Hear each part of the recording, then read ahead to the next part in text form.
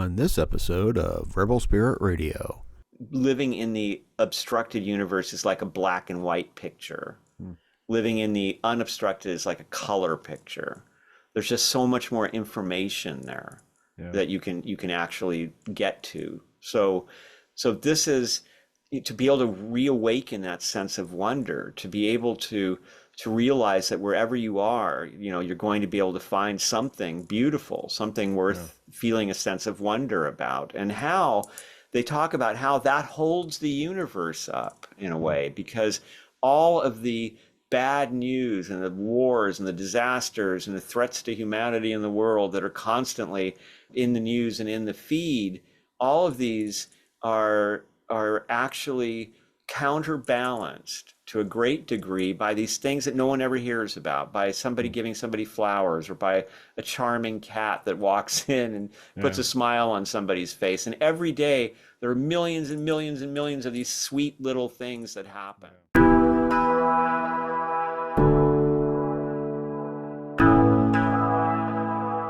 Welcome to Rebel Spirit Radio, exploring the frontiers of spirituality, consciousness, the esoteric, and humanity's sacred relationship with the living earth.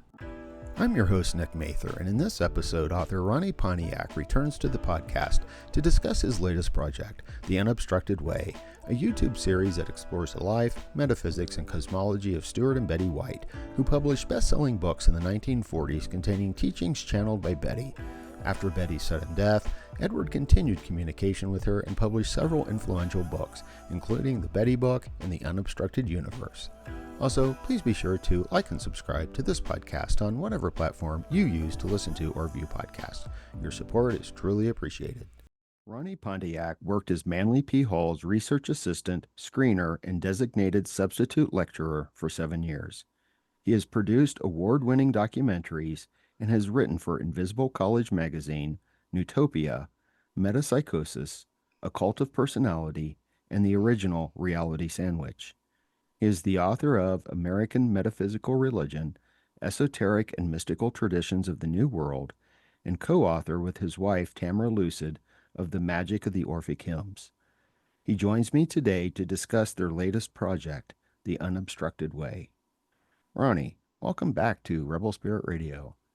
I'm always happy to be here to speak with you. Well, I'm always happy when I get the opportunity to speak with you. I think you may be number one on my list now of people that have returned to the podcast Thank this you. time. So That's it's awesome. it's very delightful, very delightful. Thank you. So the Unobstructed Way, you are presenting this as YouTube videos. You and Tamara have written a book, and this is about Stewart Edward White and Elizabeth Betty White, not the Golden Girl, Mary Tyler Moore Betty White, but different Betty White. So I guess the best place to start, of course, is who were these people? I know you discussed them a little bit in American Metaphysical Religion, but you're going into way much more detail book in the videos that you're doing. There were a lot of astonishing stories that we uncovered on the way to American Metaphysical Religion.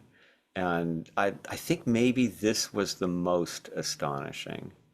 And one of the things that was strangest about it was that it had become completely obscure. I mean, there was almost nothing online about any of this. And so at first, all we encountered were the books. And Tamara had been told by this amazing, really truly amazing medium that we had known by the name of Reverend Edward Monroe. Yeah, he was in American Metaphysical Religion too, wasn't he? Yes, he was. Yeah. And quite an amazing person. And he told her that she should read these books. And at several times during our lives together, she picked up one or two of these books and she tried to read it, and she just couldn't get past Stewart's way of writing. And eventually she said to me, I really want to know what's in here. I mean, can you read it and tell me and translate it for me or something? And so this is when I was working on my AMR stuff with her, and I was like, sure, let's see what's in here. And as I started to read it, I just was astounded, and I said, this is great. This has to be in the book. And what we found was that here was this guy born in 1873. His dad made the very bright move of being in the lumber industry when Michigan was giving wood to the entire country, as it were. And so even when there was a terrible financial panic in 1873, his father didn't really suffer much. And that was a pattern that also occurred with Stewart during the Great Depression. And they lived they were wealthy, but they lived a real outdoorsman life, he and his brothers and dad. They were involved in gold mines, and they were lumberjacks, and they worked in all the outdoors professions. He was also, Stewart, fascinated by birds, so he actually had a collection of birds that he cataloged, even was a very young man, that science took notice of, and he wrote for a scientific journal about birds. And his father wanted him, of course, to be involved in the business, and sent him once to a gold claim that they had, an actually functional mine, to find out if they were being cheated. And Stewart went there and found out that they were being really cheated. And it was a dangerous situation, because when he approached the people who were cheating them, they started to spread rumors to the miners that Stewart was there to take away their money and their rights. And so he's confronted by a bunch of miners who are ready to hang him. And he's got to somehow defend his father's position as owner of this thing that these people have been working. And he managed to do it, and by having a cool head. And so when he was in college, his dad wanted him to go to college, and he did that, but he also got a job in a butcher shop, and he went sailing one summer on Lake Michigan just by himself, and he got a law degree, but he wasn't interested in much of that. And so when it came time to go to higher education, he was exposed to a writing program, to an English course, and he wrote a story, and the teacher said, wow, that is a great story. You should send that to a magazine. And it got published, and he got paid. And he got more money from that story than he'd made from his job as a butcher or other jobs that he had held. And so, to his father's great disappointment, he decided he wanted to be a writer. And by 1884, the family had all moved into the California area, in between Michigan and California. They established a base in California to buy more forest and to live amongst the last of the vaqueros. And he took all this in, as a kid. And so in 1903, or rather in 1901, he publishes his first book, which is called The Westerner. And it's not that successful, but he's made money from writing stories and serials. He's doing pretty good. And by 1903, he's a well-known writer. And Teddy Roosevelt is a fan. And Teddy Roosevelt is telling people, you got to read this guy. He's incredible. He's this young new writer. He is the new American writer. And he writes a book called Blaze Trail, published in 1903, that is his major bestseller. And he wrote this book between 4 a.m. and 6 a.m. in the morning when he was working as a lumberjack, right? So he was like sleeping in the tent, wake up at 4 a.m., work by candlelight, and then go out and fell trees. And the book was about his experience with the gold mines, and it turned into a bestseller. That same year, he got his master's degree, and that same year, he met Elizabeth Grant. And so they lived this incredible life. When he met her, she was a total American aristocrat of all kinds of mixed background, very wealthy family. She had a literal mammy when she was growing up who would dress her and lay out her food and everything. And she was just, this finely refined orchid. And along comes this wealthy but rough writer, this Westerner, and sweeps her off her feet. And their honeymoon must have terrified her parents, because he took her into the Sierras for 4 months, right? Just the two of them.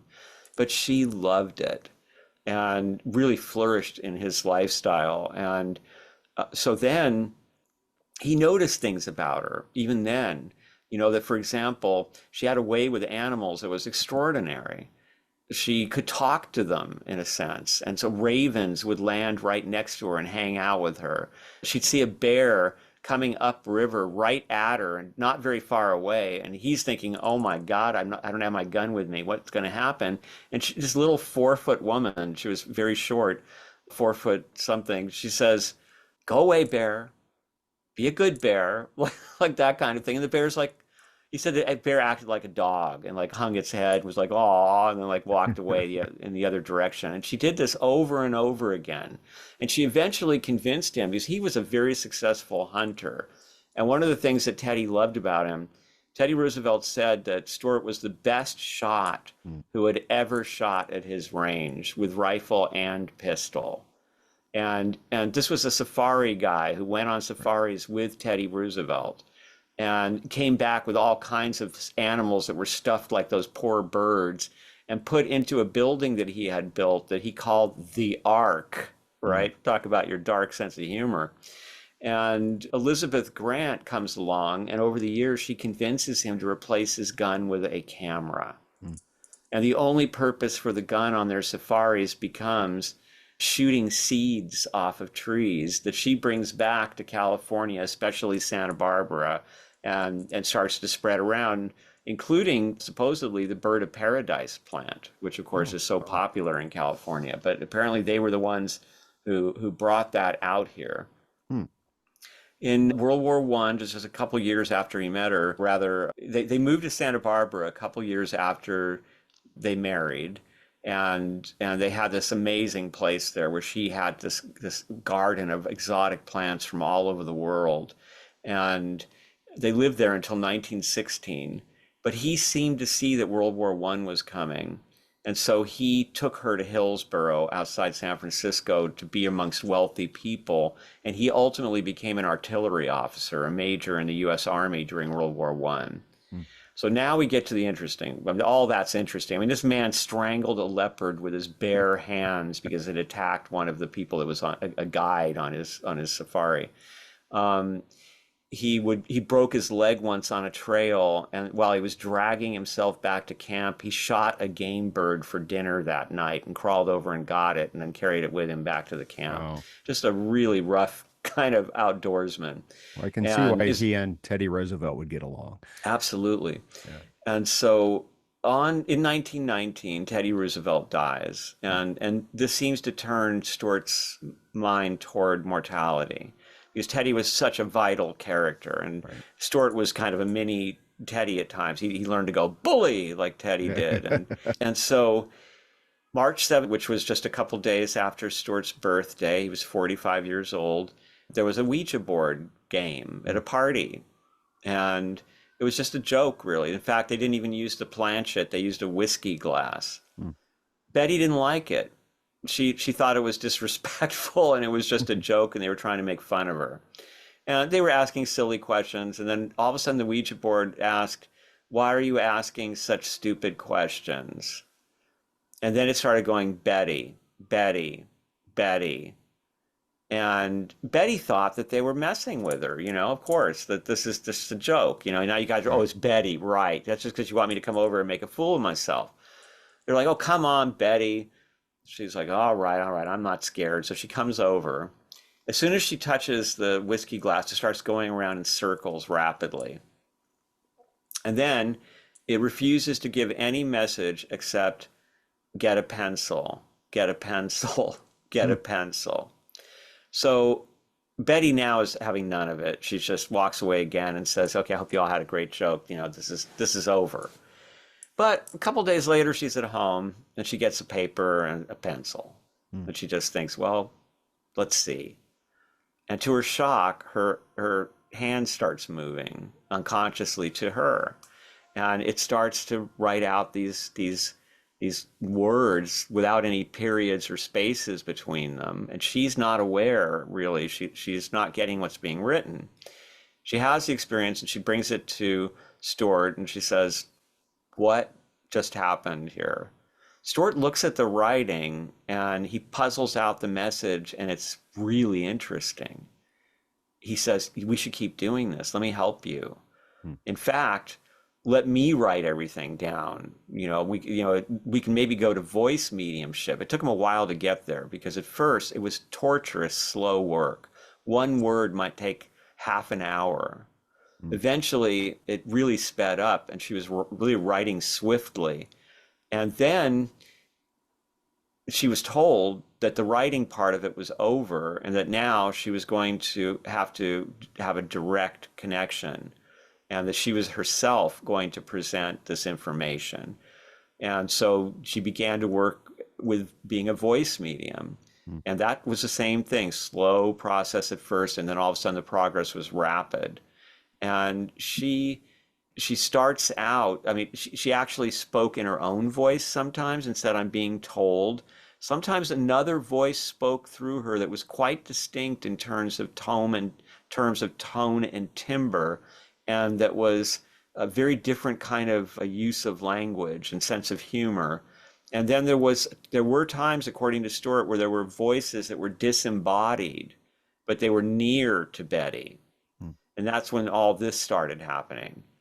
And so they experimented with it and had, with their friends, various adventures. They actually met Joan and Darby, who were the authors, and those are nicknames, of a bestseller called Our Unseen Guest, or The Unseen Guest, that was a World War I kind of classic, because it was talking about what happened to a soldier who had died during World War I, and then predictions about what would happen next, including predictions about another war when everybody thought there would not be any more wars. And so together they started to explore these materials, and he was trying to organize it. And he had many interesting experiences. For example, Betty liked to be blindfolded when she would do her voice mediumship so she could completely be detached. And she also would be blindfolded sometimes when she did her automatic writing. She had liked it that as a more efficient method for her. And so when she was blindfolded, things would happen, like she would say something, and Stewart gives the example that he thought she had said the word attitude. And blindfolded Betty, when he wrote down attitude, said, no, it's not attitude, it's altitude. And so seeing these things happening all the time, and then seeing how the messages came together, eventually he saw that there were a series of messages that had been given over a period of something like 10 years that, when all put together chronologically, were a completely coherently structured book and message from the Invisibles. So there were meditations that they were doing, that they were given by the Invisibles, that helped both of them to kind of detach consciousness from this fierce identification with the body that we all have. And a little later on, I'll share one of his favorites because it's really quite beautiful. But they finally started to write about it. And at first it was just him writing about it, Stewart. And he was such a popular writer that his publisher Dutton thought, okay, let's try it, because there was a wave of interest in metaphysical things at the time. And so they published a book called Credo, and then another one called Why Be a Mud Turtle. He revealed that it was channeled material, but he did not reveal that it came from his wife. And he just tried to kind of make it folksy, common sense kind of an approach. And people liked it. They sold very well. So that made them feel like they should continue and they should dig deeper. And the Invisibles, as the spirits wish to be called, kept saying, well, there's another bigger level of this coming. We're still working here. We're training Betty so that she can cross over that barrier between life and death, and she can experience it while she's still in the body. And this led to something called the Betty book. And this was the first giant bestseller for them. And in that book, he revealed that this was his wife. And that was sensational, because this was an author that a couple generations of boys had grown up reading. He was a favorite author for Americans who loved Western books and who loved frontier books. And the Boy Scouts gave him special awards because he was such a good example. And so when the book came out, it was a success, even with Betty being his wife. They were both kind of overjoyed by it and thought, wow, this is phenomenal. We can be ourselves now. Well, all of a sudden something happened. Betty got sick. They were working on their next book called Across the Universe. And she suddenly woke up with terrible pain. And he found out that she was suffering a very serious, potentially life-threatening illness. And so he thought that this was the big test, the big jump up that the invisibles were talking about. And he was convinced that they had to heal her, because if she was healed by spirit, by her own, practice and such, this would prove what they were doing. And clearly this was the whole meaning behind this intensive activity that the invisibles had initiated with them.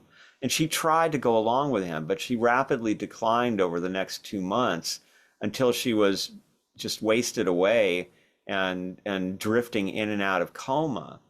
And he tells this story about how he finally saw her laying there. The doctor was there, and he thought, my God, this poor woman, I'm doing this to her.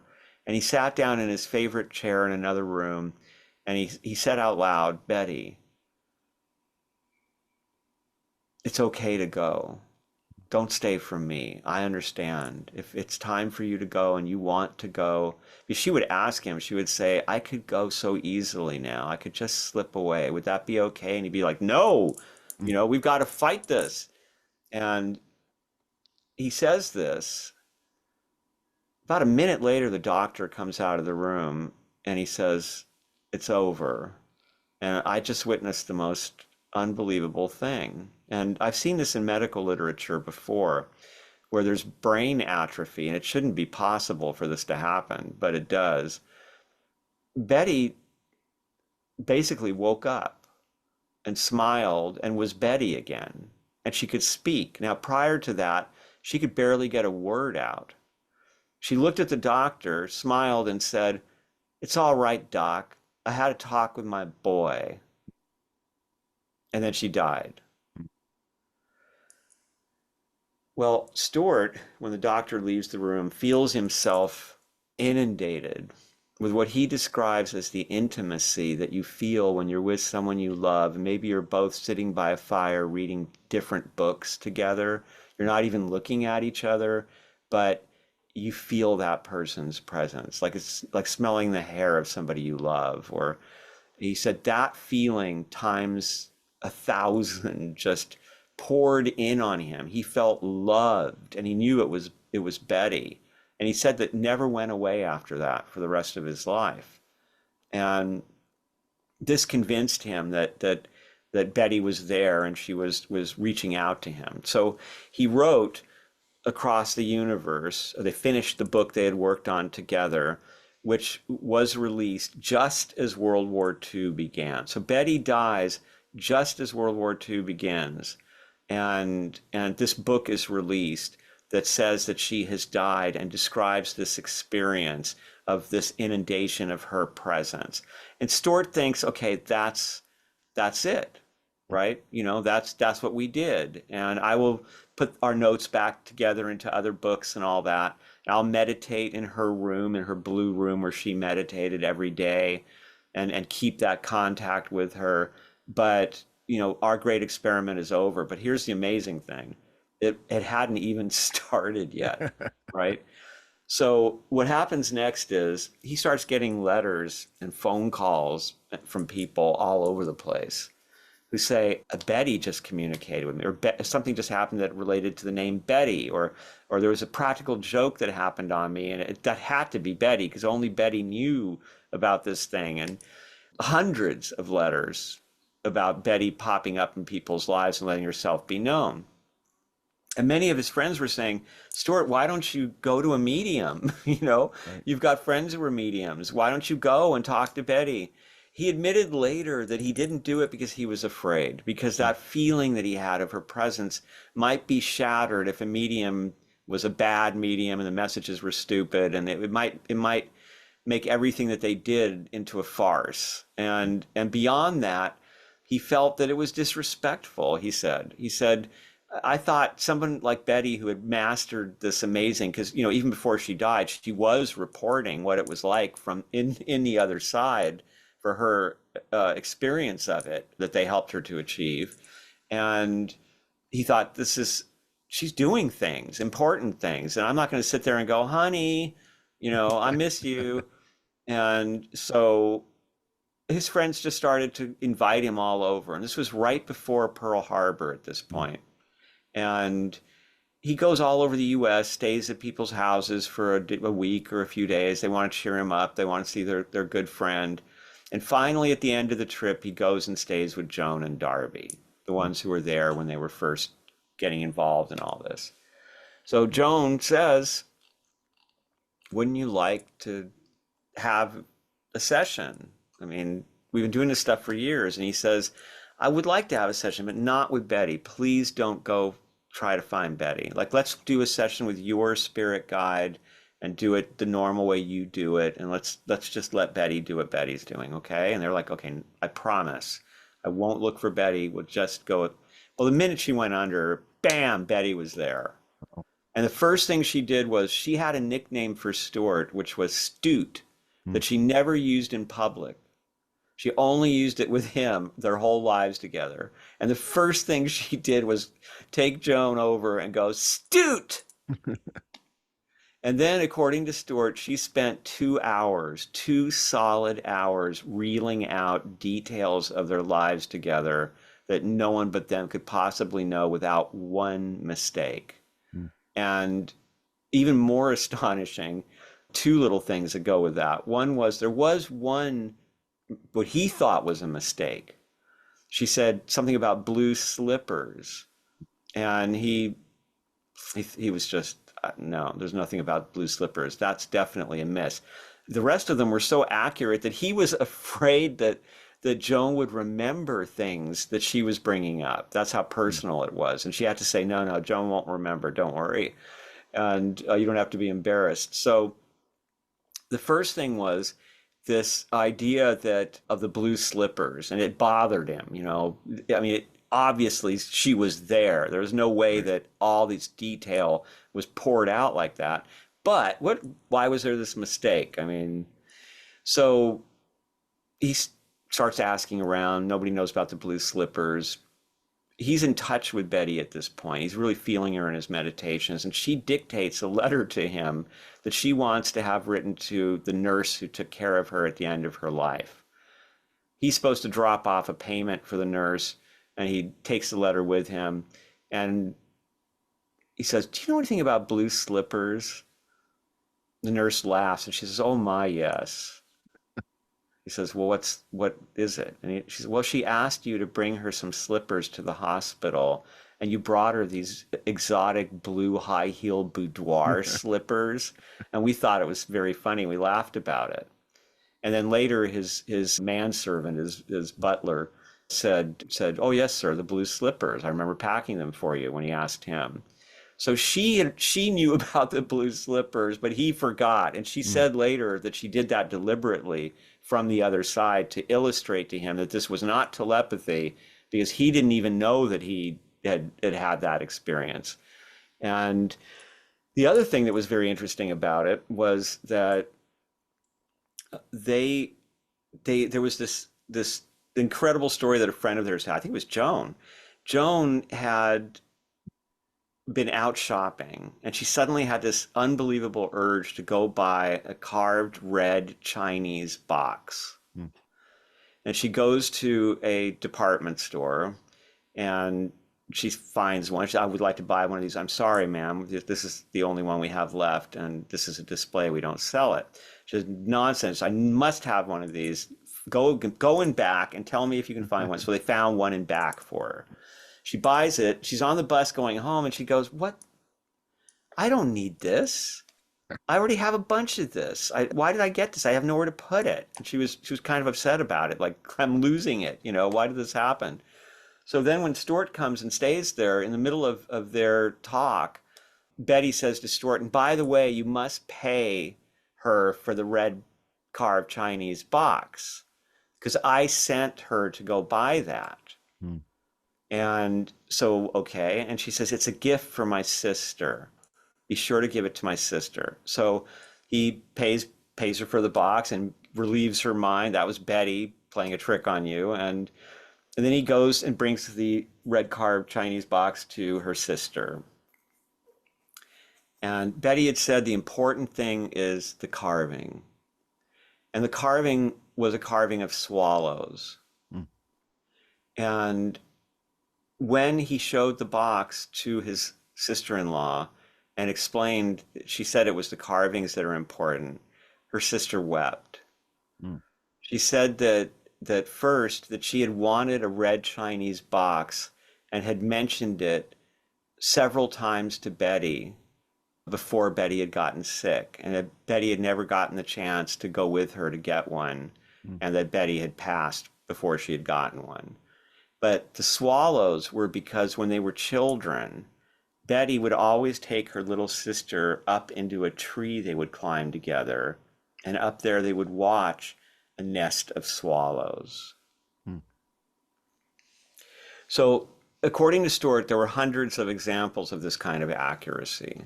So much so that he had to accept that this was real, and he, we have to remember who this guy was, right? This was a guy. This guy was not coming out of any kind of mystical background. This was a full-on. He'd worked in mines. He'd worked as a lumberjack. He'd been doing all kinds of heavy work in nature, and was a very practical man who was somebody that people depended on taking safaris in Africa, and you could count on him to be well organized and rational and realistic. And so he was bringing these same skills to this adventure that he and Betty had stumbled upon. So the Unobstructed Universe hit bookstore shelves right when the Luftwaffe bombers began to blitz London. And Dutton reprinted the book twice every month, all year, trying to keep up with the demand for it.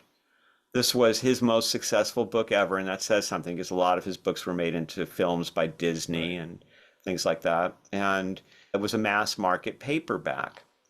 So over the years of the war, Stewart kept writing books, and most of it was just kind of rehashes, but he talked at length, for example, about the experiences of people coming over when they die in the war, and what the challenges were on the other side, because according to Betty, they need guides. Like that when you cross over, especially in violence, it's important to have somebody there who is skilled enough to make you comfortable, to reach into your psyche and go, this cat, why don't we have this cat pop up, and you can greet your cat, and then you'll figure out you're dead.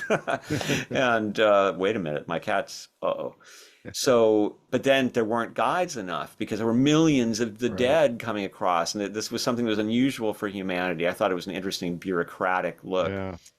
And so now what makes this even more interesting is that Carl Jung took notice. And he actually said that he hoped there would be a German translation of the Unobstructed Universe.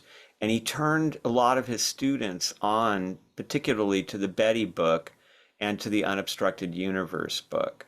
And eventually there was a German edition, and Jung wrote the introduction for it. Now, in that introduction, he strikes a neutral, slightly skeptical tone, but he also says that it's well worth studying these materials. And he says that for people especially interested in his creative imagination therapy, that it's quite extraordinary how much Stewart and Betty were walking down that same path. And you could learn a lot about what Jung was trying to do from what they had accomplished. And in private, however, there's a letter that we have that he wrote to his friend Fritz Kunkel. And in it, he says that he believes, from the evidence in the books, that Betty did survive death, and that those books are evidence of the survival of consciousness. But the way he put it was, he said that Betty is more than simply an anima or an archetype, that she is a spirit. And it's pretty amazing, you know. I mean, Jung actually shared in private that he thought that this was an example, but he wasn't the only one, because Who's Who did something that they never did before and they never did again, which was, when they read The Unobstructed Universe, they refused to put a death date on Betty's entry. Wow. Yeah. So this was so famous, so influential at the time. I mean, these were, you know, big bestsellers. Everybody was talking about it. Stewart lived this great life. He was very quiet. He did not try to make anything out of it. He didn't want a big organization. When they got a lot of letters, of course, and he tried to answer them as best he could. And mostly he told people that everybody had to figure it out for themselves. He tells this one story that's very touching during the war, about how this girl who had a brother, her older brother was away in combat, and she was very concerned about him. And she had a dream where he very vividly came to her and said, "Talk to Stewart Edward White." And he had mentioned to her the Unobstructed Universe books, and she had begun to read them. So she actually found Stewart Edward White, who didn't live far, and she popped up at the front door in Hillsborough. And he invited her in. He was very gracious, and she explained the situation. And Stewart immediately had the sense that her brother had passed. And she said, I just want you to check to see if he's okay. And he said, "I can't do that. I don't really do that." But he did talk to her about dealing with grief and about death and about how her brother would go on. But when she got home, there was already a message there that he had died in combat. Wow. Yeah. And so he would write those kind of letters. He wrote letters responding to widows who wanted to know if their husbands were still there with them. And he responded, yes, they can be, but they also have things to do. One of Jung's criticisms, it's very interesting, because like Tamara, he couldn't stand Stewart's writing. And he was he says that the thing he didn't like was that it's very American, like the stuff was very mercantile, and the way that things were described. So for example, there's at one point where Betty is telling Stewart that she has to take her time off and she'll spend it with him, because up where she is, you know, time off isn't elective. Like, you know, when it's time for you to take your break, you take it. And she would spend her break with him. But that kind of thinking, those kind of metaphors, which Stewart and Betty were very careful to say, these are metaphors, don't take them literally, but they were so American, so business oriented. A lot of what Stewart and Betty had to say and the Invisibles had to say was about getting busy in life, you know, like here we are, we've got hands, you know, we're incarnate, let's make things, let's do things, let's use this experiment while we're in the lab. And so he wrote 5 more books. The last were posthumous. He delivered the last right before he died in 1947. He was age 74. And at the end, there was a publication of something that had been called the Gaelic manuscripts about a year or two later. These were originally passed around in mimeograph form and in notebooks that were hand mimeographed by people that Stewart had given permission to do it. And eventually there was a lawsuit over it because somebody wanted to publish them. And eventually it did get published as a book called The Job of Living. And interestingly, these are examples of Stewart's channeling.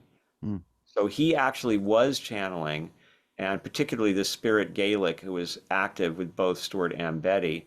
And so this is the only record we have of what Stewart channeled. And it's very much about rhythm and creativity and how to get the most out of life. I found it very helpful as a musician. It really taught me about the rhythms of creativity and how to incubate ideas and not to exhaust yourself and then get frustrated because you're not being creative, but to realize that there's this ebb and flow rhythm. And once you get it, it's a beautiful thing. Hmm. Well, all that is quite fascinating, and there's a lot to dig into, I think. Yeah. The first thing that kind of came to mind, and there are a number of things I want to talk to you about, Mm-hmm. but just kind of in a broader perspective or context of this happening, because what kind of stood out to me, and maybe part of this is a little bit of a metaphor too, but the whole mediumship in the United States in particular began in the spiritualist movements, right? Yeah. And that Yeah. was right after World War II, when, there had been all this death, and I found it interesting that the context of this was right between World War One and World War II. So you also had these wars, but in a lot of American history, what was in the middle of that is this focus on the frontier and the end Mm-hmm. of the frontier. And it seemed to me that what's going on is a new frontier of sorts. Mm-hmm. Very much. And the spiritualism was actually here. I mean, if you want to be really accurate about it, it's here with the indigenous people Mm, who are dreaming of the ancestors, and the right. shamans are communicating with the spirits. Yeah. And it is brought over very early. The Quakers are here in the 1600s with young women who fell into trance and were Right. prophesying. And so there's an active necromancy or mediumship Okay. going on in America way back. Okay. And then we see this explosion of spiritualism occurring around the time of the Civil War and the time of suffragettes, because all of this, the end of slavery and the right of women to vote, were part of a struggle that was very interchangeable for most people that were involved in those struggles. And so spiritualism was so popular around the time of the Civil War that when there was a study done of how many people were identifying with Christianity or what form of Christianity and all that, 15% of people identified themselves in the North as spiritualists. Mm, So 15% of all Northerners were identifying as spiritualists, which is remarkable. And that's part of the reason that the South demonized the North as being satanic, because it was between industrialization and necromancy. This was an ungodly, group of people up here that were trying to take away our biblically sanctioned way of life. mm, And so then you have, now the interesting thing is that most of the forms that you see of it are around very basic things. How's my Aunt Sadie doing on the other side? Or did anybody here lose a young family male relative in the last few years? It's that kind of stuff that's been most popular and continues to be the most popular, as well as these like elaborate, fanciful descriptions of the other side, which also exist in American Christianity, which I talk about in American metaphysical religion, because we see these bizarre, like, heaven is filled with cotton candy and roller coasters, yeah. and that kind of thing. And so we had the same thing happening with spiritualism, where there were all these descriptions of who lives where and how they relate. And Mark Twain did some funny satirical writing about that, about how people get bored with the harp, so they hand them to the newcomers so they don't have to play them anymore. And so this is what interested me about the whites. I mean, Edgar Cayce comes along before them, Okay. and he changes the game quite a bit. Right. He is doing some fanciful stuff. He's going into history of Atlantis. He's making all kinds of predictions about Earth changes, but it has a different flavor from Right. what had come before it. Mm, And I also find that with the briefly mentioned Edward Monroe, he was like another kind of experiment in this area, because in his experiment, fame was not a part of it. And in the records that have been left behind, you can read where the spirit guide or the control is explaining that at this time they want to study the impact when it isn't made very public, when it's mm, simply one person to another person. and they want to watch how that happens over time away from the whole fame industry of mainstream books and such. And he actually had a chance to have Jess Stern, who made Edgar Casey famous, make him famous. But he kind of, the way he handled business, which was first come, first serve, and he stuck to it even when it was Jess Stern, blew that chance for him. And I always had a sense that maybe he was comfortable with it. I mean, I think he wanted to succeed for his wife and children, but Ed was okay living in a trailer park in Simi as a retired policeman and doing his readings to help people. And his readings were, there was the usual past life content, that kind of thing, but he was very much around the issues of health. And there was some amazing cures that occurred, sometimes from identifying psychological conditions that were precipitating physical problems.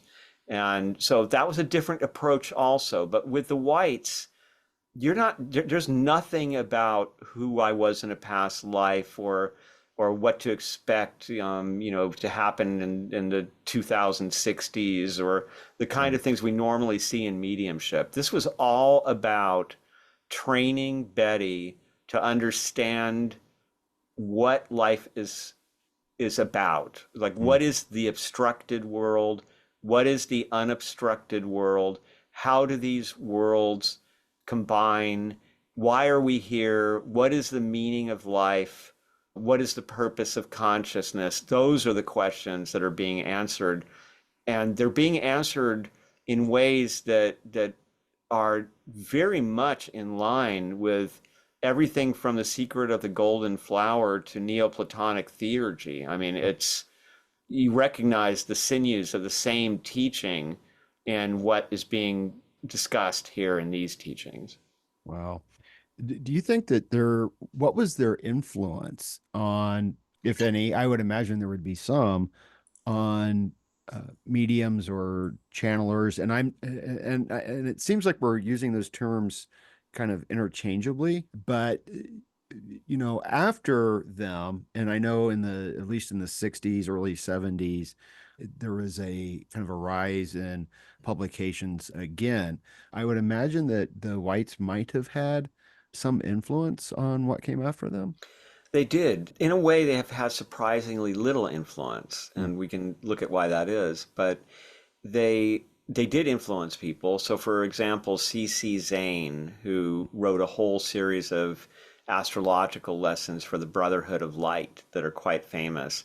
In there, he talks about how brilliant the unobstructed universe teachings are. Norman Vincent Peale, who was one of the positive thinking gurus, he mentions how he was influenced by the unobstructed universe teachings. And Susie Smith, who was a very popular writer around the time you're talking about, writing about all sorts of esoteric subjects, was also very influenced by them. But their influence is surprisingly minor and in academia, non-existent. I mean, you've had academics write, a lot of academics write about Edgar Casey, for example, but they've somehow disappeared. And it's interesting because when working on this, Tamara and I found on a message board for physicists, a message about the unobstructed universe and how the physics of it was more in line with modern physics in the 2020s than the physics of the 1940s. Wow. Yeah. Yeah. And so I want to talk a little bit about I don't know, the metaphysics. I'll just say that, what's presented. But I also want to ask, maybe before we get into that, because they were, these were best-selling books, and there were many editions that came out. I know in one of the videos you said that there was one in the 60s, had like, these, stereotypical hippies on the cover. Oh, yeah. Why have they kind of gone into a little bit of obscurity? I think it's two reasons. One is because they didn't create an organization. So there was really no one to continue the work, no one to benefit from the copyrights, if you will. Right. Now, for a while, there was a trust, and when there would be renewed interest in these subjects, they'd republish. So I believe in the early 1960s, I think there was actually a Book of the Month Club edition. Mm. Um, they eventually lost, I guess, the copyrights for the books to a bank that acquired the trust because there were no living relatives. And then the this bank was acquired by another bank, and I think it was acquired. Then that bank was acquired by another bank. So Mm. no one is administering the copyrights. Okay. And since there's no children and there's no organization to benefit from this, so look at Manly Hall, for example, no kids, but the PRS is trying to Right. survive, and the PRS keeps putting out books and keeps putting Right. on events, and they keep everything alive for him. And he didn't have anything like that. There was no center, there was no lecture place that people could come see him. There were no kids to carry on the tradition, as so often happens, where a valuable book like, say, the Aquarian Gospel of Jesus Christ is kept alive because the kids are making money from it, Right. and or the widow. And so I think in this case, there wasn't much follow up because there weren't any reasons to do so if your intent was to profit from it. Mm. And I also think that there is something about it. I mean, obviously Stewart was a very fine writer. I mean, he was one of the most popular writers of that era of American history, and people greatly enjoyed his style of writing. But for us modern readers, he's very wordy Mm. and takes a long time to get to the point, and I think that it makes it harder for people to read it, and it isn't couched in metaphysical terms. Mm. So even something like one of his competitors at the time, actually at Dutton, Paul Brunton's Overself books, Mm. right? They are so explicit. I mean, I'm a guy that went to Egypt, or I'm a guy who went to Tibet, and I learned these things, and I'm going to teach them to you about this is the secret of the overself, Right. and I'll teach you the meditation to find yourself in touch with the overself. The whites aren't doing it like that, really. It's really much more, my wife Betty, and now the Invisible said this, and I think people, dare I say, and I do, that her being a woman didn't help matters. That had he been the channeler, there was a male behind it, I think it would have been received with much more impact than it was.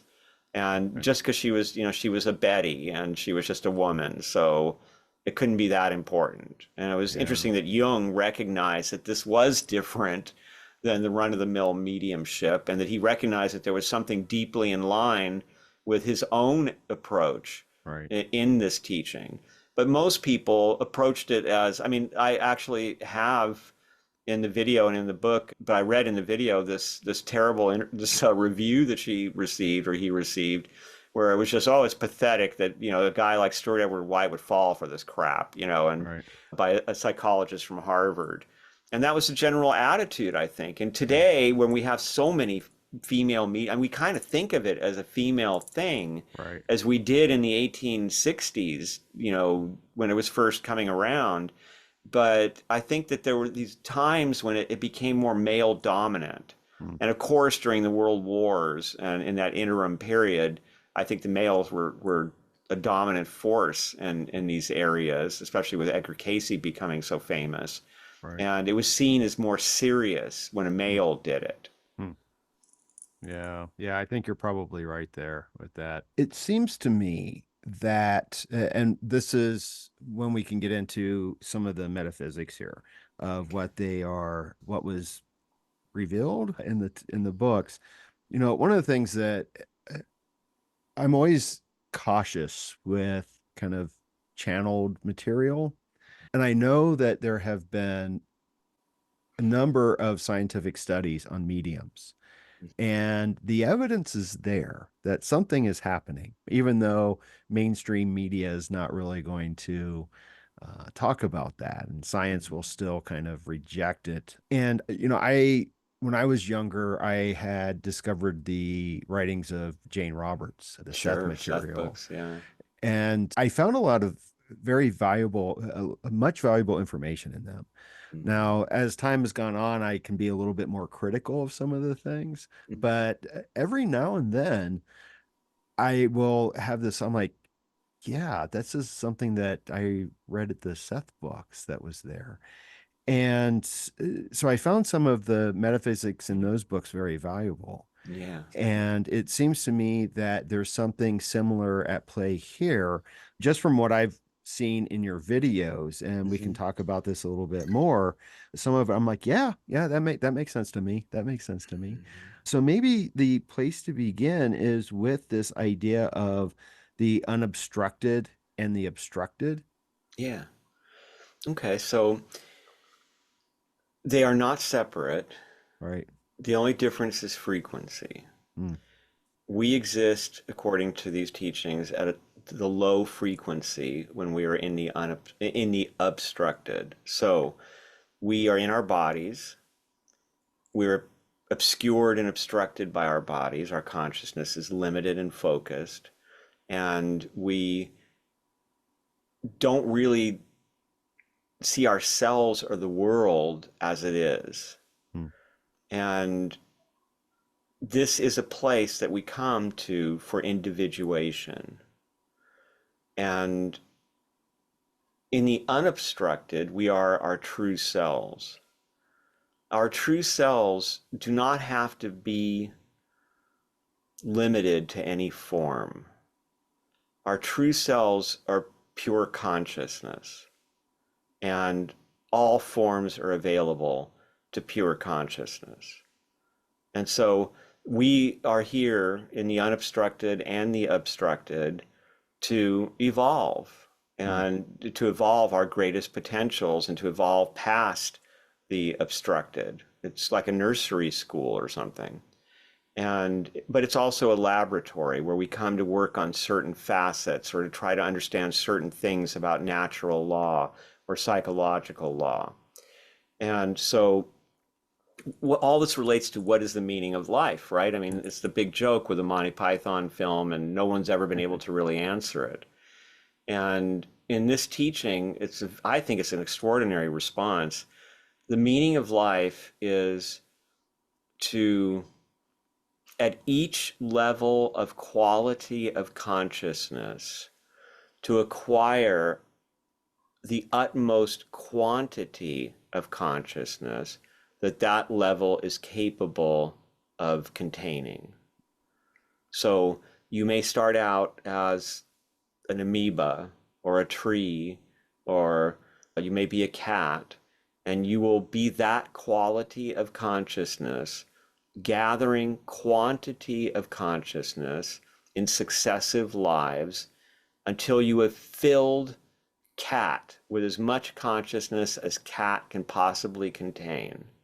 And at that point, you will graduate to a new quality of consciousness where you can now use this higher level and you will do the same thing. You will get all the quantity of consciousness that you can in that quality of consciousness. And we all slowly ascend from the lowest to the highest and beyond. And so this is a return to what used to be dismissed, as you know, I'm sure, as the pathetic fallacy, right? Mm. That it's pantheism. I mean, the stone has a soul. The stone is a very primitive consciousness. Everything that we're interacting with. So why are we in bodies? So that everything in these bodies, the cells that are in the organs, are learning to cooperate. They're learning what it's like to be in this massive cooperative system that's doing something beyond their understanding. And everything that we do in life is meant to be an example of evolution to everything that we encounter in the Mm. best case scenario. And so our lives are about uh, obtaining the most consciousness that we can. And even, for example, prayer is redefined in the Betty books because they say that it's become very stale. Mm. And prayer isn't intended to be, gee, I really want this car, or, Right. save me from this thing that I caused to happen to me. And they say that who are you praying to? That's the big question, right? And the answer that Betty gave when she was asked, well, who should I pray to, was pray to consciousness. Mm. Because what you're looking for when you talk about gods is a higher consciousness that is greater, that sees more, that is more compassionate, more powerful, more wise, far beyond any. It's more consciousness than we can even conceive of. And this takes us into the areas of, I think, of like the secret of the golden flower, and again into theurgy, where you have this idea in Neoplatonism, for example, that as the soul remembers itself, it eventually becomes unified with the one, right? Like you actually become the consciousness of the whole universe.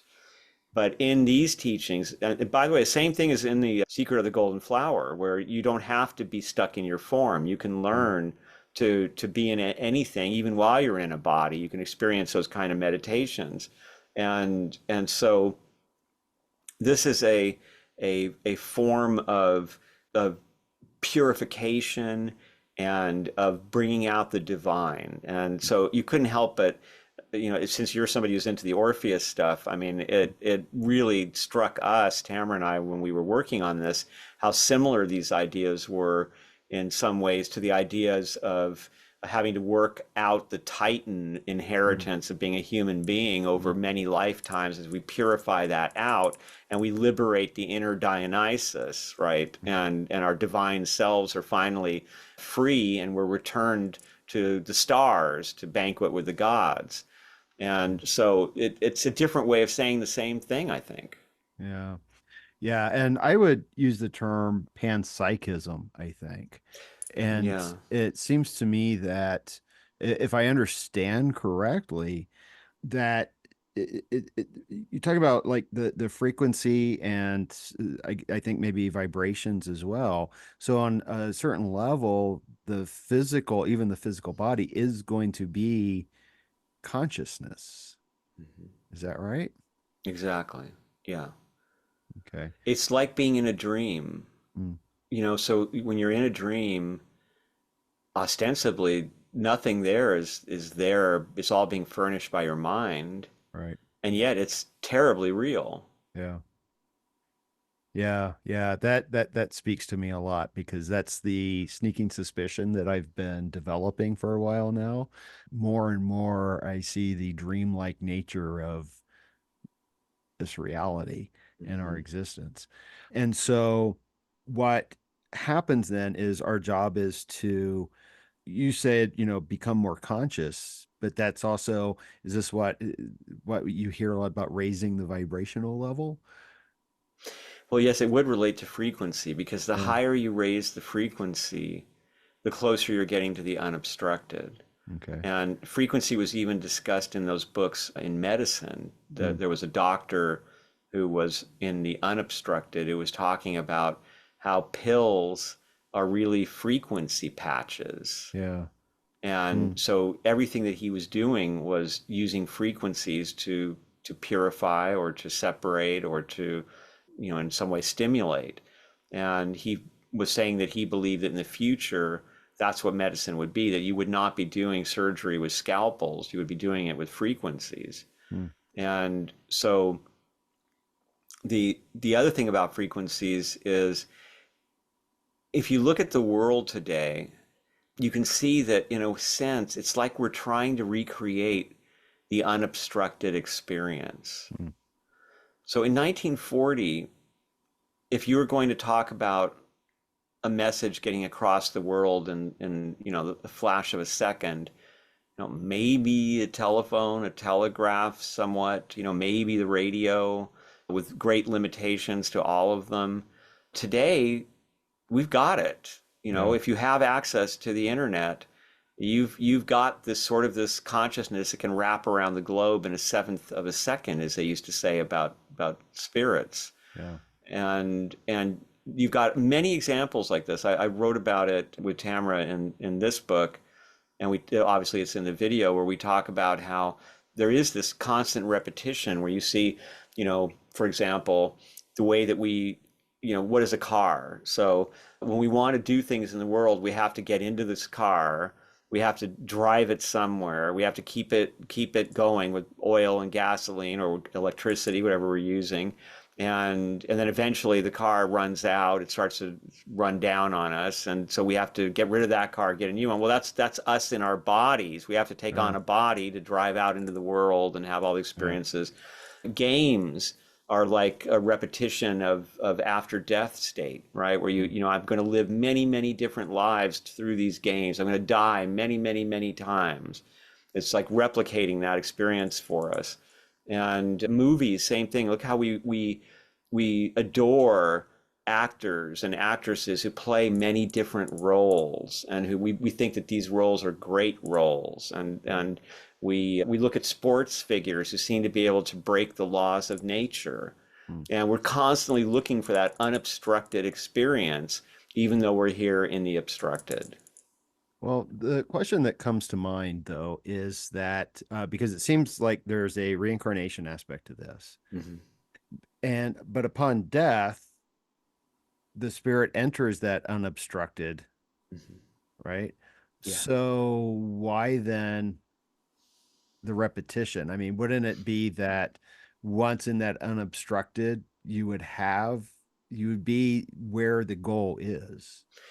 Yeah, the way they explain it is that you need the resistance of the obstructed to bring sufficient focus to have the experiences that will help you to learn, to evolve in ways that you could not if you just stayed up there. So one way I think about it is, this reminds me of the Hindu concept, or even just the wheel, right? Where you have, where will you be born? Spin the wheel, right? You're going to be a hungry ghost, or you're going to be an asura and be angry at the gods and make war on the gods. You're going to be a human being, and maybe you're going to be a god and you're going to be lucky. So what's it like to be a god? Well, it's great. You get to do whatever you want, and it's beautiful, and it feels great. And then one day, for a particular individual god, something goes wrong. It's like the Barbie movie, they don't feel right about it. And it's because their karma is being used up. And so now they're not going to be a god anymore, and they're going to be something else. And all the gods don't want to be anywhere near this god that's failing, because they don't want to be reminded, Right. And that's how I think of it with the unobstructed. Like, when you're in the unobstructed, you're unobstructed. I mean, it's like watching TV all day or something. I mean, it's so hard to get your focus into evolving. Think about, even in normal life, how most human beings are so dedicated to avoiding the pain that goes with a lot of types of learning. And so for many of us, it's when we are forced to go through something, the death of someone we love, even a pet, or these traumatic experiences, will open up, for many people, spiritually or emotionally, inner depths that they didn't know that they had. And so to have those experiences, because it reminds me of back in the day, they asked the great basketball coach Phil Jackson, when he was coaching the Lakers, what's the hardest part of your job? And he said, motivating millionaires. Well, we're all millionaires in the unobstructed, right? I mean, we can do whatever we want when we want to do it. And so it's tough to get souls to grow. I mean, why not just play for eternity and not evolve at all, right? So we come here into this great experiment. It's just like, how if you create a movie or a play or something that's truly moving, you can watch a freaking 2-hour movie and it can change your life, because it brings so much truth about life into your vision that it changes how you see things. And so that's what being incarnate is. It's going into being in your own 2-hour movie, so that you can focus on this one thing. Man, I've got to really feel this, feel the loss, feel things I can't feel when I'm unobstructed, and I don't know loss when I'm unobstructed. Right? So are there other levels or layers? Because the end goal seems to be kind of union with, and this is that kind of Neoplatonic idea of the union with. And so I think it goes beyond that, actually, because this is also in the Edmund Rose stuff, but it's also hinted at somewhat I think, in the unobstructed teachings, which is that in the Edmund Rose stuff, the question that was put to him was, so does God have a God? Yes. And so on, infinitely? Yes.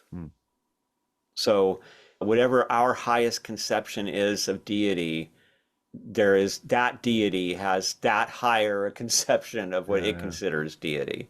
So we're sitting down here trying to imagine the one yeah, with our simian brains, right? No, yeah, we're not going to yeah. get it. Right, right, right, right.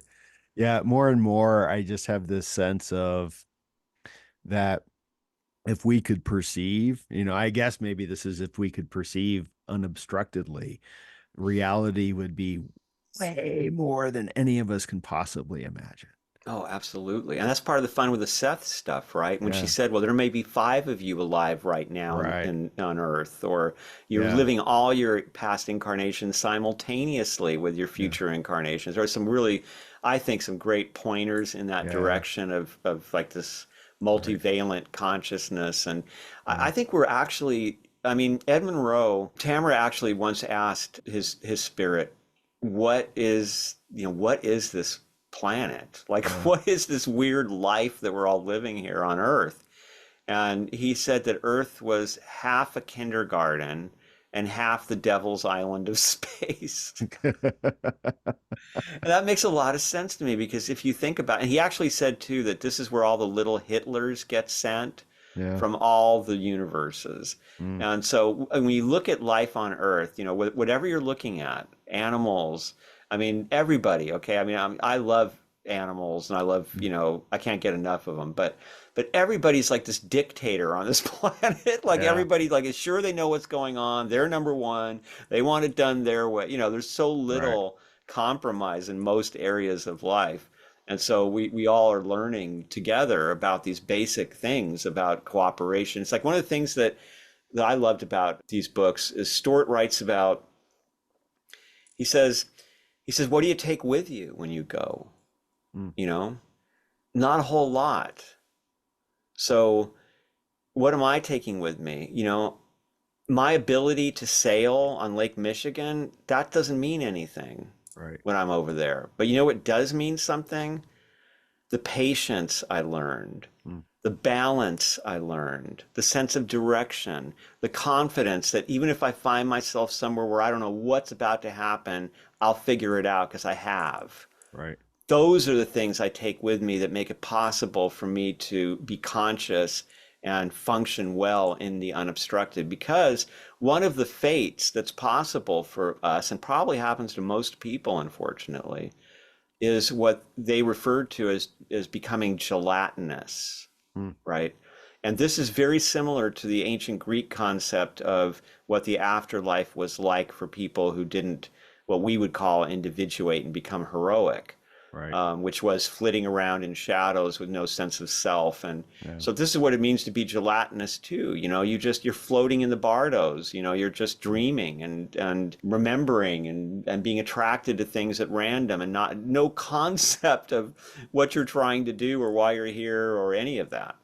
Yeah. So it is possible to live a gelatinous life and then live a gelatinous afterlife and sort of be pulled back into incarnation through the bureaucracy of it all.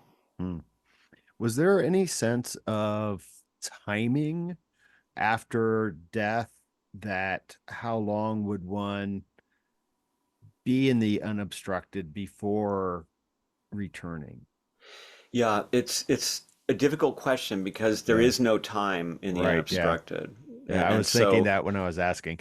yeah, like time is a shadow of Right. what is in the unobstructed, is the way Yeah. they put it. Okay. And so they're outside time. Yeah. They don't have that pressure. And that's part of the reason that it's difficult to learn things in compared to learning them down here. So, think about that. You take an infinite consciousness and you well, how are you going to teach it? You're going to stick it in something, right? And you're going to Right. make it go live a life so it Yeah. can see if you do that, that's going to hurt. Yeah. And you shouldn't do that to other people, and all these simple lessons that would probably be impossible to learn if you're gelatinously floating around in your dreams of what reality is. Yeah. Yeah, it also reminds me quite a bit of, you had mentioned, the kind of, I think, reincarnation in the Hindu system. It reminds me a lot of the yogic system, where what is kind of ultimate reality is pure consciousness.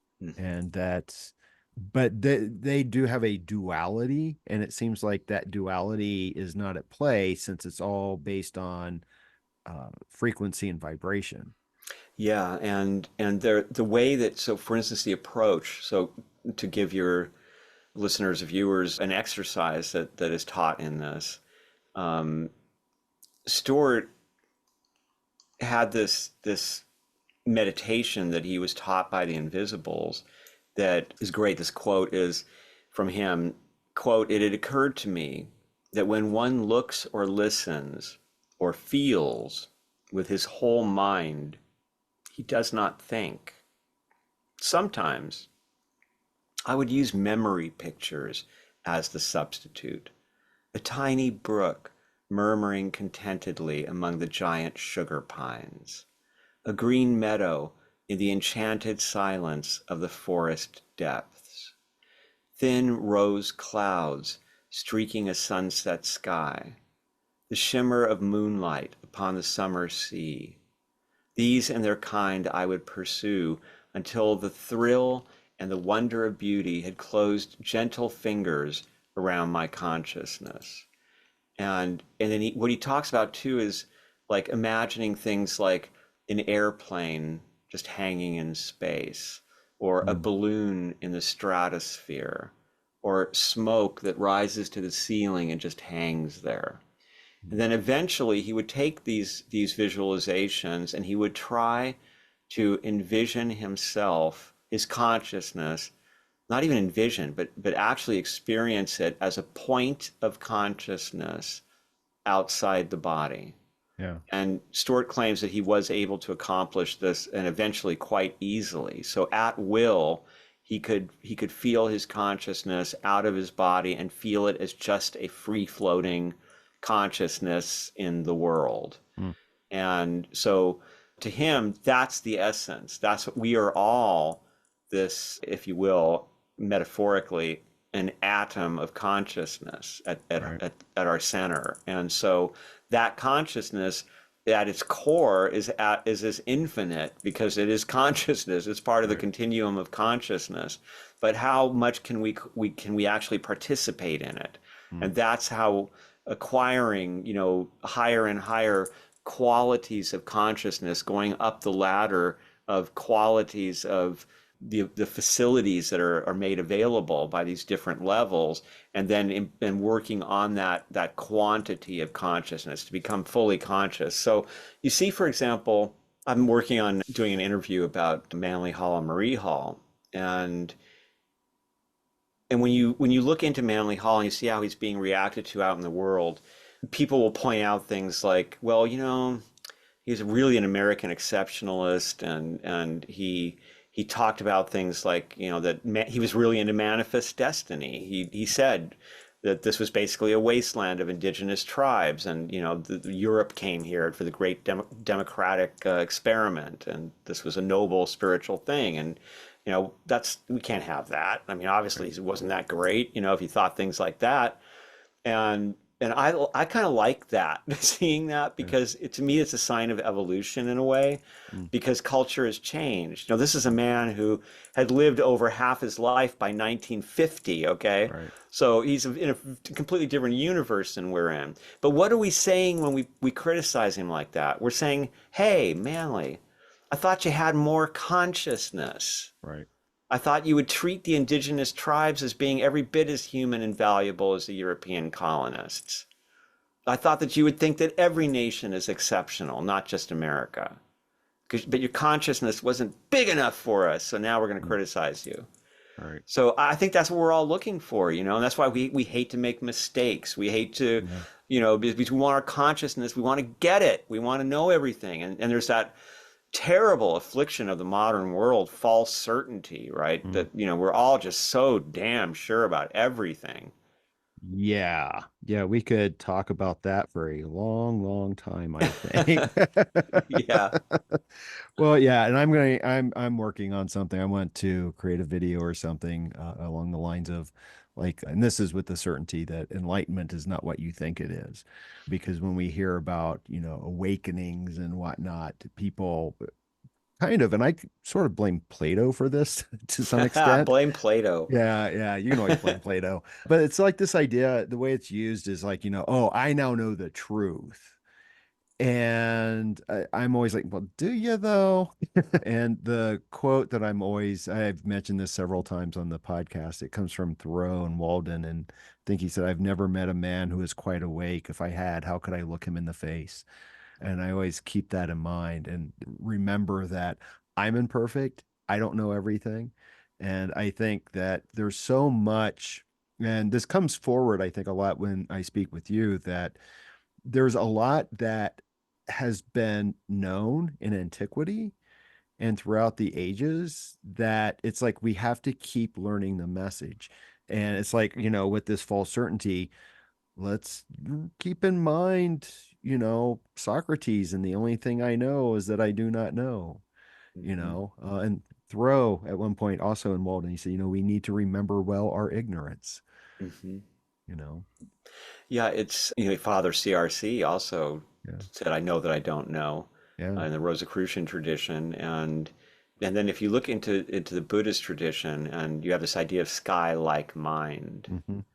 And when you're in the moment, Krishnamurti, I think, was a master at talking about this very complex subject of, it's not exactly stopping thought, because that is thought. You're using Right, thought right. to stop thought. But when you arrive in the moment, Mm. you're in the eternity of consciousness, and you Yeah. are in touch right there with your eternal self. Yeah.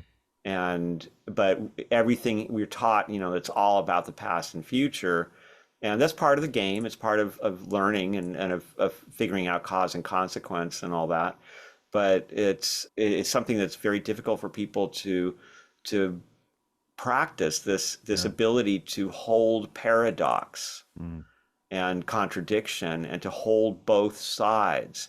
And I've been talking about this a lot lately in podcasts, about how, if you look at the division in the country, the thing that's so weird about it is that both sides are passionately trying, they think, to save the country. Yeah. Both sides are passionate about America. Both sides want more freedom in the way they define it. Both sides feel that America is in terrible danger, because people who don't understand what America is are trying to make it into something it isn't. Mm. They're just a mirror image of each other. Yeah. Well, there's so much shadow projection that's Yeah, going on both sides. yeah. And, we need to look in and say, I think the starting with that recognition that we all want what's best is a good starting place, but also Mhm. to quit demonizing the other. But I'm glad that you mentioned that skylike mind again, because this is something that you were saying. And I had this noted down. I just had one word here, and it was like wonder. And I was like, oh my gosh, what was that? What was it? But I remember, I think in one of the videos, and I think this was part of the teaching, was about religion or maybe spirituality. And that if the religion or spirituality is based in salvation, it is one grounded in fear. Mhm. But what it ought to be grounded in is that sense of wonder. Exactly. Yeah, I love that. And that was part of Jung's attraction Yeah. Yeah, to that's these where it came from. teachings. That's when you were Yeah. talking about, yeah. Yeah, I couldn't remember. I just had wonder written down and I didn't have Yeah, any other that's context. yeah. Yeah. Oh, Um, absolutely. I think that's such a big part of it, because so much of what the whites are teaching is about noticing what's going on around you. Because yeah. as people who love nature so much, he'd like to use the example. Two of my favorite examples in the book come from nature, Mm, and so one is, he talks about how, if you're walking along down the path, and you don't know anything about the plants around you or the animals or anything, you just walk, you don't notice anything. You're probably thinking about your appointment later in the day, or what happened earlier, or if you're hungry. And now, if you add a person to that walk who's an expert, and who will say, oh, look at that, that's a creeping thyme. mm, And you see that plant right there? If you look carefully, you'll probably find a bird nest nearby, because all of a sudden, this whole world opens up of mm, beauty and detail that you were missing. mm, And another example that they use, I think Betty uses, is when you are, like, when you're camping in the wild, and it's dark, and you maybe you see some stars up there, but you can't see more than a few yards away in any direction. Right. And that's how we move through the world. Hmm. But then when you wake up to the unobstructed, even in your life, it's like when dawn rises over your campsite, and suddenly the world is filled with color. And suddenly you can see all the way to the horizon, miles and miles away. And it's just all this brilliant, vivid detail of life is everywhere. They also use the example of living in the obstructed universe is like a black and white picture. Living in the unobstructed is like a color picture. There's just so much more information there that you can actually get to. So this is to be able to reawaken that sense of wonder, to be able to realize that wherever you are, you're going to be able to find something beautiful, something worth feeling a sense of wonder about. And how they talk about how that holds the universe up in a way, because all of the bad news and the wars and the disasters and the threats to humanity in the world that are constantly in the news and in the feed, all of these are actually counterbalanced to a great degree by these things that no one ever hears about, by somebody giving somebody flowers, or by a charming cat that walks in and puts a smile on somebody's face. And every day there are millions and millions and millions of these sweet little things that happen. Yeah, no, I appreciate that. I remember once, this was, oh shoot, it was in the lead up to the Iraq war, I think, and I was feeling very frustrated and a little bit hopeless and whatnot. And I was living in Denver at that time, so I came back, but I was walking through one of the parks here, and there was a center, and it was evening. And, as I was walking, I was just, the world's coming to an end and things like that. And then in one of the community centers, there were people, I think they were like clog dancing or something. And I saw this and I had that moment of, there's still hope. If people can come together and just have these moments of joy and togetherness, there's still some hope, and I think nature and that sense of awe and wonder probably is what's going to be that saves us. Oh, I definitely think that so much. I mean, there's a lot of belief in the New Age and pre-New Age theosophical movement and such, that the indigenous ideas of America were going to enliven the Western tradition, and part of that was this appreciation and respect for nature. And so we're hoping, and we do see more of it. I mean, where I live, I'm really pleased that finally, after so many years of talking about it, they're building the world's biggest wildlife crossing. Right. And it's funny because it took this mountain lion, P22, became world famous, and LA fell in love with this cat. I mean, it really did. It's crazy how much everybody got into it. And when the cat died, everybody was devastated. And this created this desire to get this thing done that they've been talking about for so long. And it's fully happening, And so those kinds of changes, you can see them, but there's so much more to be done. And there's so much, I mean, we have such a hangover. There are so many wonderful things about Christianity, but the idea that nature should be destroyed before the apocalypse occurs and just used up by human beings is not one of them. And so that's one of the shadows that has to be dealt with. And it's there at the very beginning of the whole thing, because when Sir Walter Raleigh sends over a group of people to see about a colony in the New World, among them is Thomas Harriot. And Thomas Harriot writes this little book about the New World, which is basically like a corporate prospectus. And he writes, it's so horrible. Like every animal you can think of, like everything. Like he's like, giant otter, we took it and ate it. The carrier pigeons, we took them and ate them. I mean, it's all just, we take it, we eat it, we take it, we eat it. And it was just, how can we make money off this? And so there it was. There was the American shadow Yeah. in the very first, moments that Englishmen were stepping on shore and contemplating making a play on what had been, the Spanish playground. Yeah. And so I hope that we're going to be seeing more and more of this awareness, because not only does it help make sure that the future has nature to enjoy, and that's the bare minimum, right? Yeah. Hey, don't screw it up, don't mess up the school. It's a school, right? Mm. And but also because of what we've just been discussing here, because nature, as John Muir wrote so eloquently, brings us these spiritual cleansings and Mm. awakenings that you just can't get anywhere else. Right, right. Well, and it teaches us the interconnection of all things. Mhm. How did he say it? That everything is hitched to everything else. Yeah, exactly. Yeah, yeah, yeah. So I think that we're moving in that direction, I hope.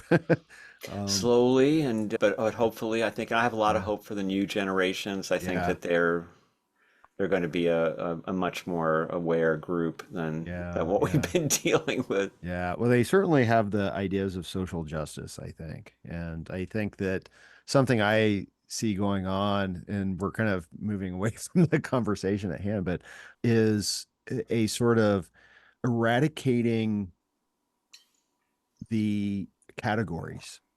Hmm.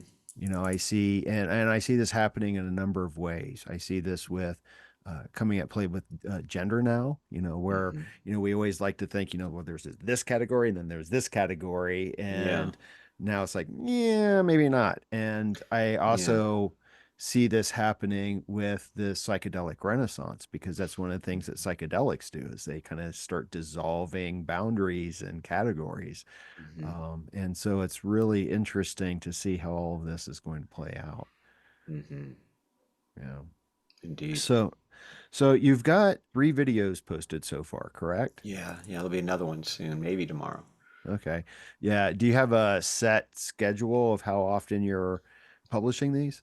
It's working out to roughly 2 weeks, Okay. but it's all about what I mean. Yeah, 2 books on deadline, bunch of Yeah. interviews, all kinds of Right. stuff going on. So trying to get to it, and Yeah. I've actually been wanting to do some smaller, like pieces of content Hmm. from some of the longer things, Right. so people can get some useful knowledge without having to commit a half an hour or an hour to it. Yeah. Yeah. That's the way to go. That's one of my goals too, is to take a lot of almost all of my interviews and start chopping them up. But Mhm. that's a job of work. It's a lot of work. Yeah, Yeah, it's a yeah. job of work. But you do get more views that way. And if you can figure out just like a minute and a half, that gets even more. Yeah. But that's tough. And I resist that a little bit, because I'm like, Mhm. no, that's soundbite stuff. And It's understandable, and yeah, yeah, and certainly don't want to. I mean, I know that I don't want to spend a lot of time on what amounts to branding efforts when I right. could be actually creating Content. content, like Yeah. working on a book or doing something that has more, I think, more power in terms of being able to help people get a better life. Yeah. Yeah, for sure. For sure. Yeah, branding is the way to go. That's one of the things I'm learning right now, is that I am the brand. And I Yeah. chafe against that. But Yeah, it is a yeah, weird, yeah, yeah, for sure. It's been a process for me also, because yeah, but in order to exist in this sphere, you've got to be willing to do a little bit of it, and it's yeah, important that people like you take the time to do it, because yeah, otherwise it's the stuff that gets out there is just from people whose motivations are perhaps less yeah, beneficial for the community. yeah. I kind of want to do something on that too. I saw someone who I see most of the spirituality conversations online now are about coaching, weirdly enough. And there was Mm. someone once who I just saw recently, they had a video like how to open your third eye. And I'm like, who are you to tell me that? Mhm. What's your credibility? What's your authority? You're like 12. Yeah. Well, I mean, it's on one level it's exciting because they don't Yeah. have the shame. Yeah. Yeah, for I sure. mean, so for most of us, we hid our interest in tarot Yeah. or astrology because you were considered to be a fool. So Yeah. it's exciting to see young people who are Yeah. eager about it. Yeah. and not having any of those feelings that they have to hide it. And yeah, I agree with you. And I don't want to see things bent into a self-help format Right. that aren't really meant for that reason. And I mean, just Right. good storytelling, to me, like I wrote that American Metaphysical Religion book, making sure that I thought that there were a Mm. lot of stories and Yeah. quotes in it that would be helpful and Yeah. inspiring to Yeah. people, not just history. And history is filled with wisdom. Yeah. So you find so many great stories there. And I think it's encouraging. I mean, I've been surprised that, for instance, some of my longer interviews, that people listen to them. Yeah. And I'm shocked when people listen to 2.5 hours worth of Yeah. anything. Yeah. And so there's always people out there who are eager for that kind of content. Mhm. But it's nice to get the shorter things out there to alert Yeah. people that Right. you're there. And Yeah. I mean, with all the effort I've done somewhere in the vicinity of 100 interviews in the Wow. last year and a couple of months, and then all the efforts that Inner Traditions made to get the books out there, and all of that. I mean, nobody knows. Yeah. I mean, Manly Hall fans don't know that who I am. Most of Wow. them, it's like most people just don't know. Yeah. There's such an avalanche of information out there all the time, and you're Yeah. competing against literally everything. Yeah. Yeah. Well, the approach that I'm taking is just be authentic Yeah, and, exactly. come from that place, Mhm. and then everything will be, and come from a place of wanting to do good. Exactly. No. Exactly. Yeah. Yeah. So the YouTube channel where you're Yeah. posting these videos, do you have a short URL for it, or is there a longer one? Uh, I or don't know. just, I think it's just the youtube.com Ronnie Pontiac, but okay. if you All right. search Ronnie Pontiac, it'll come up. All right. There's a bunch of videos from other people, but my channel comes up Okay. too. And there'll Yeah. be more content. I have Yeah. some old lectures. I put up a couple of them so far from the 1980s when I Yeah. would sometimes substitute for Manly Hall. So there's one, I put up one called Marriage in the New World Order, which was a title that he came up with. That was Okay. kind of problematic to deal with, but interesting. Okay. And those are sometimes embarrassing, like the one I did a course on Orpheus recently for the Theosophical Society, and one of the students said, "Oh, I listened to your lecture on Let's Create a Renaissance, and you say that Orpheus came from Atlantis." Mm. And I was like, "Yeah." I was really deep into the Theosophical Society and Yeah. Heindel and stuff, but Yeah. I'm not so sure about that anymore. Yeah, yeah. And I still see quite a bit of things like that. And that's the academic in me is like, nah, no. But we Yeah, learn, we learn. And yeah. yeah. And it's Um, beautiful in a way too, just because of the creativity of it. yeah. It was one of the things we were talking about in this Manly Hall thing that we're going to be doing was, well, what about the secret teachings? Because there are people who've criticized it, and rightfully so, because it is dated and there's Mhm. mistakes in it and such. And I have this idea that books like The Secret Teachings, The Secret Doctrine, books like all the books by Fabre Delavet, books like Anacalypsis by Godfrey Higgins, they're not accurate historical works. Right. And maybe even some major aspects of their themes are wrong, such as Godfrey Higgins' idea that the Druids and the Buddhists were one. Hmm. But there is so much amazing stuff in them, Yeah. and they're amazing facts and amazing observations about human nature and about the soul, and even the fictional parts of it are educational and thrilling and inspiring because fiction can be all that. Yeah. So I don't draw such a hard line. Like if you asked me, is the Secret Teachings your best source, when you're working on your thesis, I would say, God, no. Right. I mean, Right. at least, double check every reference. Yeah. But at the same time, is this a great place to start your spiritual journey? Yes. Yeah. So many great stories. And even if some of them aren't even true, Yeah. they're still, they serve their purpose. They awaken the soul. They Yeah. bring that sense of wonder. Yeah. Yeah. Well, isn't that what the Buddhists call upaya in a sense? It doesn't have to be true, but as long as it gets you to the goal. Exactly. Yeah. Yeah, because truth is something very difficult to pin down in the obstructed universe with a simian mind. Yeah, for sure. So you've got the YouTube channel, and you told me that you are working on a book on the Rosicrucians, and I think you've Yeah, got a couple other things I in the have fire, right?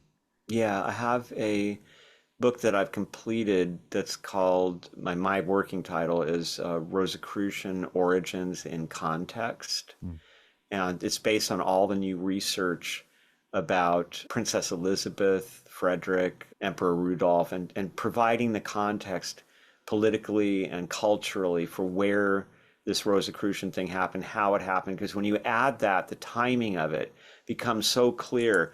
Like one of the funny things to me is when you read A.E. Waite mm, and about the Rosicrucians, and he's among the authors who says, you know, it was very strange. There was this explosion of pamphlets and books about Rosicrucianism, and then it just stops. mm, What happened? Well, what happened was the Battle of White Mountain. The person that they thought, the King of Bohemia, who they thought was going to be this hermetic Holy Roman Emperor, was horribly defeated, and all the pretense that God was with the Rosicrucians was thrown out the window. And they started eyeing America at that point as a place to try the experiment out because they couldn't deal with the power of the Habsburgs and the popes, mm, as was proven by the Battle of White Mountain, the 30 Years' War that followed it. So when you go in there, and you also find that there were so many mistakes, like Francis Yates, who wrote the very famous and wonderful, inspiring book, The Rosicrucian Enlightenment. But wow, what a bunch of mistakes are in yeah. there. And there's so many. I give you one example. Like there's a famous story that when Frederick was considering taking the throne of Bohemia, which would be his doom, that his mother told him, "Don't do it. You won't get supported by the Germans or the British." And that Frederick said, "Yeah, you know, I'm not going to do it." And that Princess Elizabeth came into the room and she said, "This is God's calling, and you've got to do it. You've got to protect the faith from the church and all this Mm, stuff." And so she was blamed for being this English hothead who wore her dresses cut too low. mm, And she's why Frederick made that stupid decision. Well, new research by Nadine Ackerman proves that she had nothing to do with it at mm, all. She told him, "I don't think that I should give you an opinion mm. because this isn't my place." Yeah. And she didn't give him an opinion. So he made the decision himself, All and right. he was fully to blame. So there's many examples like that of facts that were taken completely wrong, and no one ever looked at her records, and Right. her records are amazing, filled with information. So it was a great opportunity to take a deep look at who may have authored the manifestos and how they were influenced by the impending marriage of Frederick and Elizabeth, which seemed to be this fantastic alliance between Britain and Germany that would defeat the Pope finally. Yeah. But of course, that's not at all what happened. And Frederick and Elizabeth were really the victims, Mm, sacrificial victims to this dream. And so that book will be coming out next year yeah. from Inner Traditions. And yeah, then there's a whole bunch of stuff that Yeah. we're involved with. There's an interesting project that K. Paul Johnson is working on that we're hoping to be involved with, where he's collecting essays about metaphysical history in California. Oh, okay. And there's so many fascinating things that happen here. It's like been the central really Yeah. place for it. So that's an exciting one. A lot of it's forgotten too, because Yeah. you know so much of it's in New York and stuff. California still to this day considered dismissible, and Right. yet all this history. I mean, in the 1890s, for example, in California and San Francisco and LA, theosophy was just bursting out. I mean, it Mm, was everywhere. It was so powerful. So it'll be interesting to see what kind of materials show up for that. yeah. Yeah. Yeah. California is a very interesting place. I wish I could afford it. Uh, Oh man, yeah, so many things going on here. It's yeah. really yeah, Yeah. it's Yeah. it's a weird time. Yeah, for sure, for sure. Well, Ronnie, thank you again for being on the program Of and course, giving me anytime. your time. Oh yeah, well, I'll be contacting you again, especially when that Great. Rosicrucian book comes out. Okay. If not before, if not Cool. before. Anytime. And Yeah. thank you for talking to me about this. I really appreciate it. Yeah, for sure. And I highly recommend that people check out the videos. I think it's very entertaining. And I think you're going to really start getting into the details of some of the philosophies that are in the Yeah. books. So, Yeah. yeah, so I look forward to listening to them. Great. Thank you so much, Nick. All right. All right. Well, thank you. And that's a wrap on episode 141 of Rebel Spirit Radio. Thank you so much for listening or watching if you are part of my YouTube audience. Now, you know what's coming up next. All the usual. Sign up for my Patreon, share this with friends, family, coworkers, and on social media too, please. And subscribe to the podcast on whatever platform you use to listen to or view podcasts. You know the grind. But here's the thing, all that is really important. Right now, putting together this podcast is a labor of love, and I do love it. I'm in the process of making changes to improve the podcast and the YouTube channel. It's slow going, but your support will help me speed up the process and ensure that I can continue with the podcast and offer much more content than what I provide now. As I always like to say, I'm here in the Front Range now doing missionary work in regards to religion, spirituality and ecology, psychedelics and consciousness, and how all of this can help us heal humanity's relationship with the sacred earth. So if you feel moved by the rebel spirit, and you know, I sure hope that you do, then please, by all means, help me in my efforts to share the good news. I'm Nick Mather, and you've been listening to or watching Rebel Spirit Radio. Until next time, may you be in peace, may you flourish in all possible ways, and may you continue to nurture your rebel spirit.